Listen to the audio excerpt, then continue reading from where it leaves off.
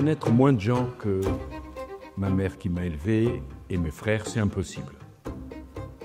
Même dans notre immeuble, personne ne nous connaissait. J'ai aucune relation. Je suis né sur le bord d'une petite rivière, avec une petite canne à pêche, où il passait avec des petits poissons rouges, et moi, je n'avais dans la tête que de pêcher des grands requins blancs. Donc ça, c'était les données du problème. Et l'angoisse que j'avais, c'est de m'ennuyer. Et j'ai bien vu que la vie qui m'était promise, elle était trop petite, que le cadre était trop fermé. Et donc, j'avais pas le rêve d'être président de la République tout de suite, mais j'avais, pas le rêve, la volonté de monter le plus haut possible. Et je peux vous donner ma parole d'honneur qu'il n'y en a pas un qui était capable de me dire non. Toute ma vie, on m'a dit « Tu vas trop vite, reste tranquille, c'est pas pour toi ». Et tous ceux qui m'ont dit « c'est trop tôt », c'est les mêmes que ceux qui m'ont dit « c'est trop tard ». Ne jamais écouter les conseils de ceux qui vous disent « c'est trop grand ». La vie se chargera de limer vos ambitions. Vous ne les limez pas vous-même. À fond. On part à fond et on accélère. C'est pas sûr que ça marche, mais si vous faites ça, c'est certain que ça marchera pas. Et les conseils, et je vais vous dire les conseils, souvent les pires, c'est les conseils de ceux qui vous aiment. Parce que ceux qui vous aiment veulent vous protéger. Et pour vous protéger, ils appuient toujours sur la pédale du frein. Moi, j'adorais ma mère, qui n'est plus là, qui était vraiment merveilleuse, qui travaillait beaucoup, qui était seule. Elle pensait toujours que ça allait trop vite. Quand je suis devenu maire, elle m'a dit « Voilà, t'es tranquille ». Puis je suis devenu député. « Ah, t'es content, là ». Puis je suis devenu ministre. Je l'ai invité. C'est la première fois que j'ai invité à déjeuner. « Ah, Nicolas, là, tranquille ». Et quand je suis arrivé à l'Élysée, il m'a dit « Enfin, là ». J'ai dit « Maman, il y a l'Europe, il y a le monde ».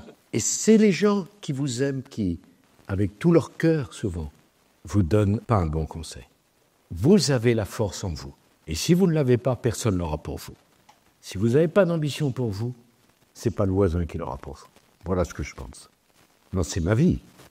Après, on pourrait être tout à fait heureux de monter au sommet de l'Himalaya par la face nord en hiver. Mais il faut avoir des rêves. Il faut avoir des rêves quand on est jeune et quand on est adulte, il faut transformer ses rêves en réalité. Et la dernière chose, je veux vous dire, c'est qu'il faut aimer passionnément l'échec. Parce que si vous n'aimez pas l'échec, vous ne connaîtrez jamais le succès. Les grands échecs préparent les grands succès. Sans échec, c'est qu'il n'y a pas d'ambition, il n'y a pas de prise de risque, il n'y a pas de décision. J'ai beaucoup échoué dans ma vie. Je me souviens de tous mes échecs. Mes succès, je les ai complètement oubliés. Mais c'est les échecs qui ont construit les succès. Et ça vaut pour un président de la République comme pour toute autre personne. Il ne faut pas craindre l'échec. Ce que vous devez craindre, c'est de ne pas jouer votre carte. C'est de ne pas y aller. C'est d'avoir des regrets. Si vous avez envie de quelque chose, vous y allez à fond. Ça marche pas, vous tombez, vous vous relevez. Mandela a dit quelque chose de fantastique. Je ne perds jamais. Soit je gagne, soit j'apprends. Il n'y a rien de plus juste. Et je vous souhaite d'apprendre jusqu'à la dernière seconde de votre vie. J'ai pris de tous les patrons avec qui j'ai travaillé. Je leur ai pris tout. Je suis une éponge. Je les regardais faire, en me disant un jour, je serai à ta place, toi. Mais je n'avais pas un modèle avec une photo dans ma chambre. J'ai travaillé avec Chirac, je travaillais avec Juppé, je travaillais avec Séguin, je travaillais avec Giscard, je travaillais avec Mitterrand, je travaillais avec Balladur. De tous, j'ai pris. Et de tous, je me suis dit, je veux être mieux que toi. C'est pas de l'arrogance. Mais il faut de la confiance. Il ne faut pas regarder comme le cobra charmé par le charmeur de serpent. Il faut apprendre. Et ça m'a beaucoup aidé. De tout, j'ai appris, y compris de ce que j'aime pas chez eux. J'ai appris de Chirac l'énergie. J'ai appris de Balladur les dossiers. J'ai appris de Giscard la précision. J'ai appris de Mitterrand la royauté. Bon. Mais je n'avais pas de modèle. Mais j'avais une soif d'apprendre inextinguible. Je voulais progresser. Je voulais monter. Je voulais avoir là-haut s'ils faisaient meilleur. Et quand j'ai été élu, c'est comme une enclume que j'avais en moi, que j'ai pu poser enfin sur la table. Je l'ai fait. C'est pourquoi on dit la jeunesse c'est le plus bel âge. Ça ne veut rien dire. D'abord, la vie n'est qu'une succession de renaissances. La vie n'est pas une succession de petites morts, c'est une succession de renaissances. On renaît. On renaît après un échec, on renaît après une trahison, on renaît après une maladie, on renaît après une déception. C'est jamais fini jusqu'à la dernière seconde. Et il faut la vivre à fond. Nos vies durent le temps d'un timbre-poste, mais on fait comme si on était éternel. C'est la seule façon de vivre. Tout le reste, c'est bullshit. Tout le reste, c'est rien. Aimer la vie. En profiter à fond. Jouer à fond ses cartes. Et ça, c'est pas décevant. Alors, vous aurez des épreuves, des divorces, des échecs, des déceptions, des humiliations. Faites-en une énergie. Tout au service de l'énergie. Et on renaît. Vous savez, c'est la fin du livre merveilleux Crimes et Châtiments de Dostoïevski. Le héros Raskolnikov dit « Ainsi commença la lente mais certaine renaissance de Raskolnikov. » On renaît. Jusqu'au bout. Renaître.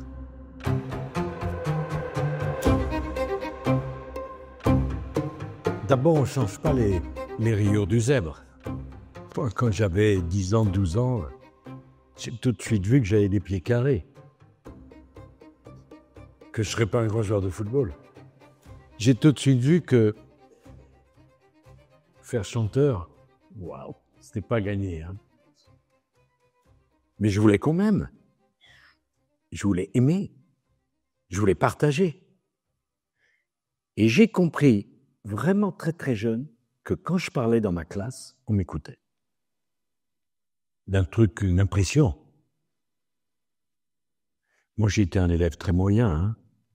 Si vous saviez comme je me suis ennuyé à l'école. Je me suis réveillé qu'après, moi. Et ce qu'il faut, c'est que chacun de vous a une inclinaison, un talent, quelque chose qu'il sait mieux faire que les autres. Il faut le développer à mort. Moi, vous pouvez me mettre à l'entraînement 8 heures par jour pour faire champion olympique d'athlétisme. Laissez tomber. C'est pas le travail qui donne du talent, c'est le talent qui donne envie de travailler. Quand vous avez 4 ans et que dans la cour de l'école, vous mettez vos copains 10 mètres derrière, vous pouvez devenir Usain Bolt. Quand vous avez les premiers, vous savez, qui apprennent la guitare, l'oreille parfaite, vous allez travailler comme un malade la guitare parce que vous avez vu. Et donc, il faut bien réfléchir à ce que vous aimez, ce que vous savez mieux faire que les autres, et valoriser ça à fond. Bon, à 14 ans, j'étais dans la rue, je parlais tout seul, les gens me prenaient pour un fou, je faisais un discours devant 2 millions de spectateurs. Les mauvais jours. Les bons jours, il y en avait plus. Et donc après, j'ai appris à parler. J'ai eu la chance de faire toutes les salles de France et même d'Europe et parler devant 100 000 personnes. Et longtemps, j'ai mis très longtemps à prendre le risque du silence. Quand vous avez 100 000 personnes devant vous, et tout d'un coup, boum, vous arrêtez. parce que je voulais être dans la salle, il n'y ait pas un éternuement. Et j'ai compris que c'était plus difficile de gagner l'attention que de susciter l'applaudissement. Ça, c'est le travail. Moi, je scrute la salle et l'audience. Et je l'amène à l'intérêt. Ça, c'est du travail. Mais à l'origine, pourquoi j'en sais rien, j'avais cette énergie et j'avais cette appétence pour parler. Et longtemps, j'ai défoncé les portes, même quand elles étaient ouvertes. Une fois, il me dit, pourquoi t'as cassé la porte? Un réflexe. Moi, si j'étais pas invité, j'amenais les couverts, la nappe, la boisson, la nourriture. S'il fallait que je serve, je voulais rentrer. Donc, mettez pas votre orgueil à un mauvais endroit. L'orgueil, il n'est pas dans le moyen. Il est dans la fin. FIN. Ça qu'il faut faire. Après, d'où ça vient tout ça? Pourquoi on l'a? Pourquoi on l'a pas? Tout le monde a des atouts. Pour l'un, c'est la tête, pour l'autre, c'est le physique, pour le troisième, c'est la parole, pour le quatrième, c'est la sensibilité. Tout le monde a un atout. Allez chercher et développez-le. Vous êtes votre propre diamant. Allez chercher ça et façonnez. Voilà ce que je pense.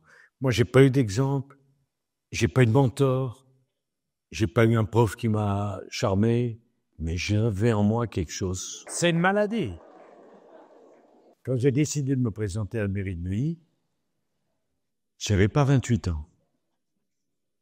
Toute ma famille s'est réunie. N'y va pas, ils vont me tuer. J'ai quitté la table, je ne leur ai réadressé la parole qu'une fois élu. Ils m'aimaient. Je veux dire quelque chose de très personnel. Quand j'ai divorcé d'avec Cécilia, en octobre 2007, moi je l'ai subi. Et ma pauvre mère m'a dit, j'étais président de la République. L'amour, c'est fini. Mais je dis, tu sais à qui tu parles? Un mois après, je rencontrais Carla que je n'avais jamais vue. 2 mois et demi après, on était mariés. Je suis un type qui prend les décisions. Rien n'était perdu. Rien. Et bien moi, je vous dis une chose.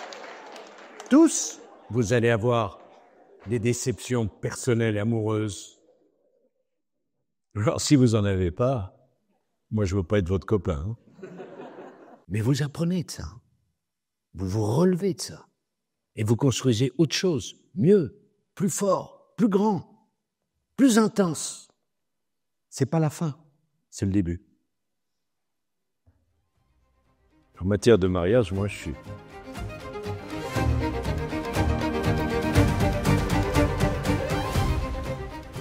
Et vous voyez ce que j'ai appris de Mitterrand, comme de Chirac d'ailleurs, en les voyant, parce que moi j'étais ministre aussi de Mitterrand pour la cohabitation, pendant la cohabitation à l'époque de Balladur. En les voyant, je me disais, si un jour je suis président, je veux être un homme vivant.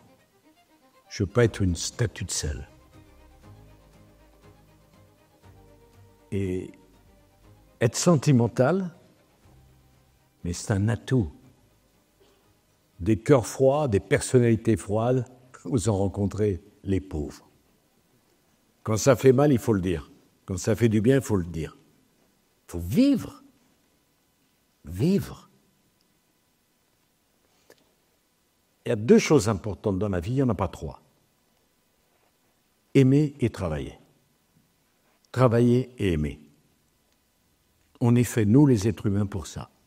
Travailler et aimer et travailler. Il n'y a rien d'autre. Et il ne faut pas opposer l'un à l'autre.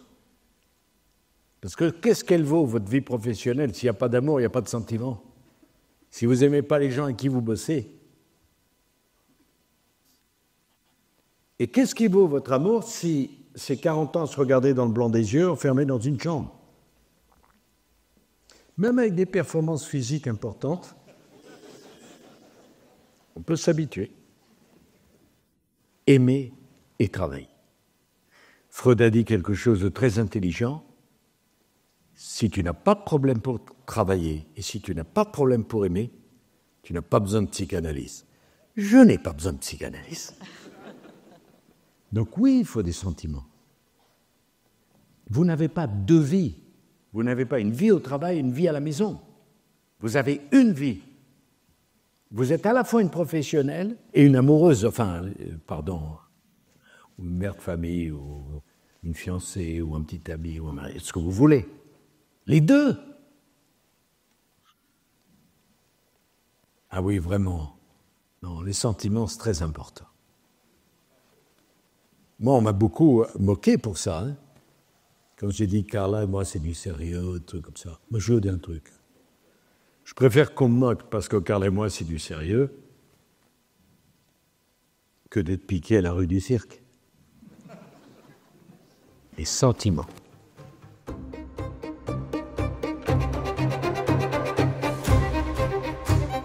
Arthur, le lien, il est résumé en un mot que tu vas comprendre. C'est le mot émotion. Un artiste sur scène doit partager des émotions avec son public. Un responsable politique, s'il n'est pas capable de donner des émotions, fait un autre boulot. À la sécurité sociale, il y a sûrement un boulot de chef de service ou de sous-chef de service qui t'attend, tu seras parfait. Ici, quel que soit ce que vous êtes, mon ambition, c'est que vous passiez 1 heure avec des émotions, des sentiments, un intérêt. Vous disiez, ce que j'ai entendu là, je ne l'ai pas entendu ailleurs. C'est le lien. Quand je parlais, j'ai fait 4 fois Bercy, 6 fois l'Olympia, 10 fois le Palais des Sports. J'ai fait le Parc des Princes. Mais les gens, ils venaient pour partager des émotions. Si vous ne partagez pas d'émotions, on n'est pas dans le coup. Donc le lien, il est émotion. Et dire qu'un homme politique doit être capable de faire le spectacle, pour certains, c'est une critique, mais pour moi, c'est une qualité. Tout le monde n'est pas capable de faire le spectacle, de faire le show. Et vous savez pourquoi ? Parce que dans la vie, il faut être généreux. J'ai dit à votre école, j'étais d'accord pour venir. Je viens, je donne tout. Si je ne veux pas donner tout, je reste chez moi. Donc, ce que vous appelez émotion, moi, je dis c'est généreux. Vous savez avec qui je suis marié. Il y a 4 ou 5 ans, elle m'a dit « c'était dur, le public n'était pas bon. » Je lui ai dit « non, c'est toi. » Comment ? Parce que c'est le showman ou showwoman ou ce que vous voulez qui fait le public. Ce n'est pas le public qui fait la personne en scène. C'est parce que tu donnes tout que le public te rendra tout. Si tu donnes à moitié, il ne te donnera rien. Et dans la vie, c'est jamais décevant d'être généreux. Vous allez rencontrer des gens qui sont greedy, là,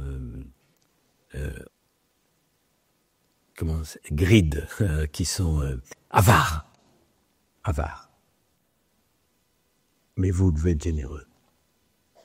Parce que c'est les généreux qui gagnent. Parce que la générosité, toujours, ça rapporte beaucoup. Donc, tu vois, émotion, générosité, c'est la même chose. Et c'est un point commun de tous ceux qui veulent être en scène. Vous n'êtes pas obligé de vouloir monter sur scène. Mais si vous montez sur scène, il faut tout donner. Si vous ne donnez pas tout, c'est la légitimité, votre légitimité d'être en scène, qui est mise en cause. Je comprends très bien que... Je reconnais que ce n'est pas normal de vouloir être sur scène. Et tout le monde ne veut pas être sur scène, et on peut parfaitement être heureux sans être sur scène. Mais ce qu'on ne peut pas faire, c'est monter sur scène et pas tout donner. Et il ne faut pas avoir peur d'être ridicule. Parce qu'entre le sublime et le ridicule, il y a 1 demi-millimètre. Et parfois, j'ai tutoyé l'abîme. Ça, c'est difficile. Si vous ne prenez pas de risque de tout donner, vous ne serez pas bon. Et parfois, on peut dépasser la barrière et on tombe dans le ridicule. OK. Donc, quand j'ai été investi à la porte de Versailles le 14 janvier 2007, il y avait 80 000 personnes dans la salle. Moi, j'ai écrit mon discours et j'ai scandé, d'abord j'ai commencé, moi, petit français de s'en mêler. Ça pouvait être ridicule. Puis j'ai scandé, j'ai changé un certain nombre d'événements. Ça aurait pu être ridicule. C'est passé, tant mieux. Mais ça aurait pu être ridicule. Là, ça s'appelle la prise de risque. Là, c'est un problème de travail, de réglage de tir. Mais c'est plus facile de maîtriser une générosité que de la créer facticement. Le botox, ça ne marche pas, la fausse générosité non plus.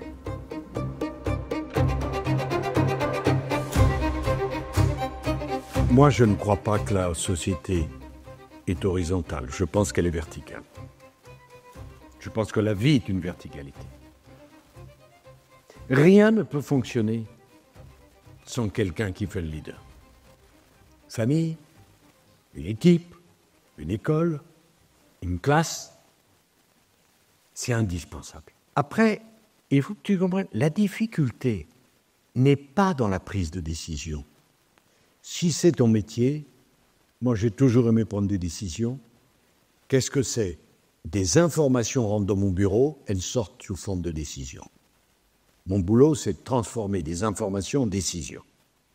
C'est facile. Ce qui est extrêmement difficile, et on n'en parle jamais, c'est le filtre que tu dois mettre à l'entrée du bureau pour savoir quelles informations doivent rentrer et quelles ne doivent pas rentrer. S'il y a trop d'informations, tu ne connais plus rien et tu ne comprends plus rien. Parfois, trop savoir, c'est une mauvaise chose. Parce qu'immédiatement, devant toutes les routes à prendre, on voit les avantages et les inconvénients de tout, on décide de faire du surplace. Si tu ne laisses pas rentrer assez d'informations, tes décisions sont bancales puisque tu transformes une matière insuffisante. Donc, la vraie décision difficile quand tu es président de la République, où toutes les informations arrivent à tout instant, c'est qu'est-ce que je refuse de voir et quelle information j'ai besoin d'avoir. Ça, c'est complexe. Parce que le filtre est très difficile, il doit être très ferme, et les gens qui vont faire le tri des informations autour de toi, c'est capital. C'est que quand tu es président de la République, tu peux avoir toutes les informations sur tout le temps. Mais qu'est-ce que tu en fais ? Tu es noyé. Donc, le secret n'est pas dans la prise de décision, il est dans la sélection des informations qu'on va traiter et transformer en décision.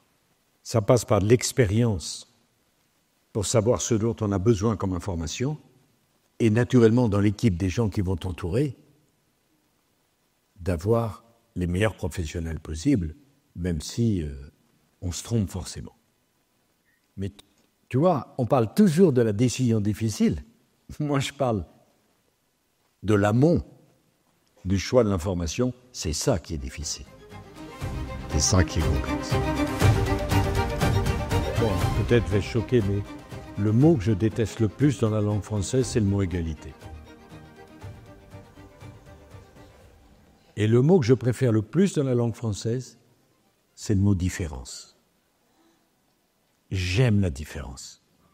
J'aime les gens différents. Je suis différent. Je n'ai pas fait l'ENA.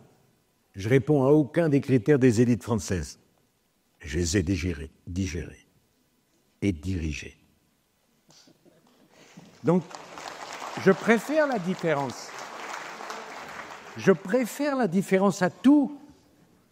Et j'affirme qu'on ne peut pas chérir la différence et chérir l'égalité.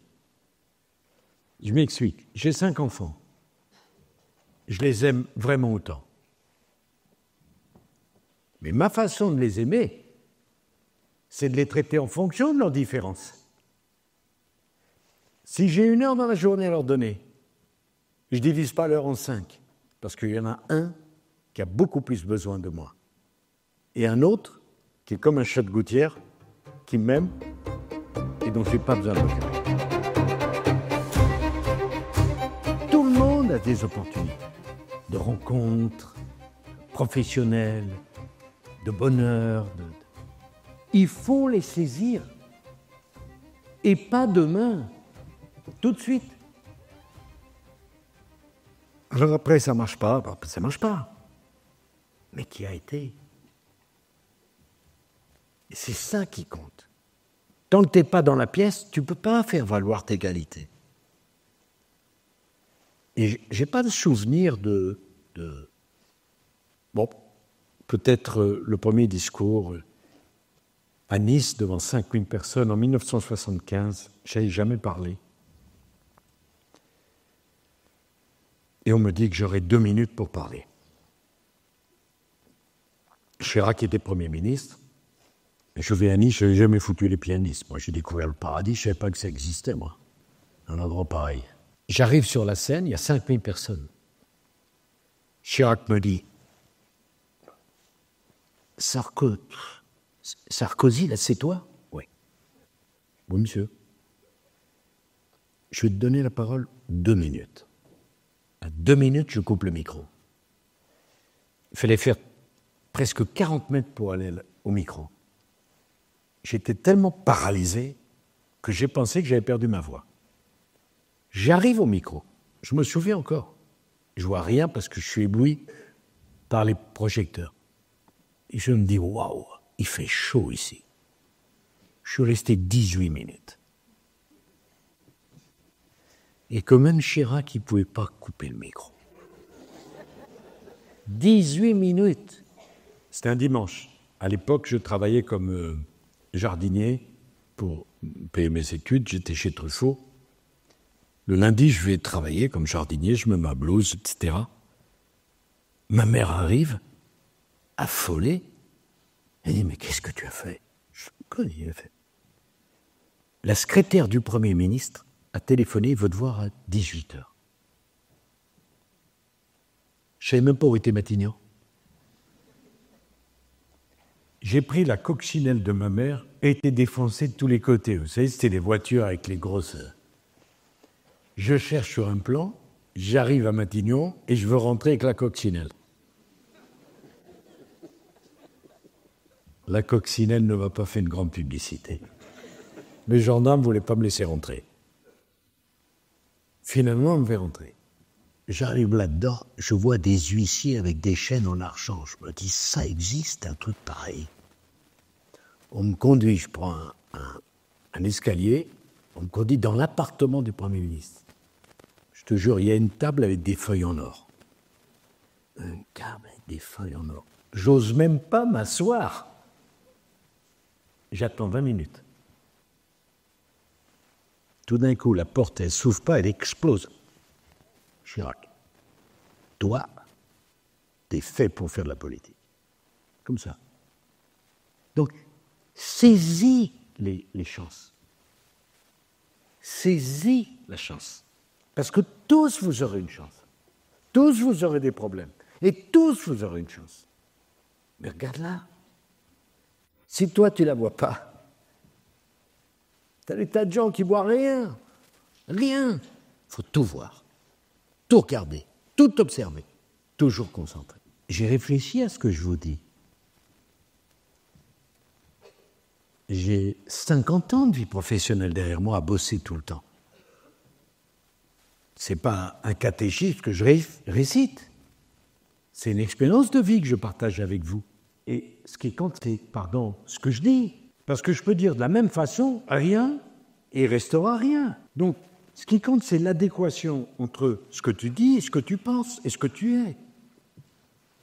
Alors, qu'est-ce qui est sous-estimé? Si ça me fait bien rire, j'ai une fille de 13 ans et que pas une championne du monde à l'école, je reconnais. Tant d'autres qualités, bon. Et j'ai été convoqué par sa prof, m'a dit « Maman, Julia est très intelligente. » Bon, on va au problème? Parce que si t'es premier, t'es premier. Moi, je t'ai dit tout à l'heure, personne n'a dit que j'étais intelligent. Jamais. Je m'en fous. Mais c'est un fait. Peu importe, parce que quand tu gagnes, le succès, il y a un tel problème en France entre le succès et les Français, que le succès est détesté en vérité. Donc c'est pas le plus intelligent qui gagne. Alors il faut s'excuser d'avoir gagné chez gens. C'est un truc de fou, quoi. Il faut s'excuser en permanence d'avoir gagné de l'argent, d'avoir de l'ambition, de vouloir avoir une grande vie. C'est insupportable. Pour moi, c'est insupportable. Tu comprends ça? C'est insupportable. Moi, je crois qu'on mérite, au travail, au sentiment. Je ne crois pas au nivellement. Et le mérite, c'est que chacun d'entre vous aille aussi haut qu'il souhaite, ou qu'il peut. Et donc, tu vois, dans notre pays, tu gagnes, il faut t'abattre. Tu es un leader, il faut te détruire. Moi, j'admire Bernard Arnault. Il a fait un truc que je n'ai pas fait. Bernard Arnault, il y a 35 ans, il a racheté Boussac pour 50 millions de francs. Il en a fait LVMH 400 milliards. Tout le monde n'est pas capable de faire ça. J'admire Bernard Arnault. Et le problème de la France, c'est d'avoir plein de Bernard Arnault. La différence entre François Hollande et moi, elle est très simple. Il voulait moins de riches, moi je veux moins de pauvres. C'est pas la même chose. C'est pas pareil. Mais vous réfléchissez, Bernard Arnault, quand même, le type. Il voit Boussac qui est en faillite. Il y a dedans Dior, qui est vraiment totalement démodé. Et 35 ans ou 40 ans après, ça devient le VMH. Mais c'est pas rien de faire ça, quoi. À ce niveau-là, c'est un travail d'artiste. C'est un génie. Tout le monde n'est pas comme ça. C'est monumental. Et on devrait l'admirer, le critiquer. Et ce que je souhaite, c'est qu'il y ait plein de Bernard Arnault dans la salle. Pas que Bernard Arnault gagne la même chose que M. Dupont, M. Durand. Bon, c'était vraiment un plaisir d'être avec vous. Merci.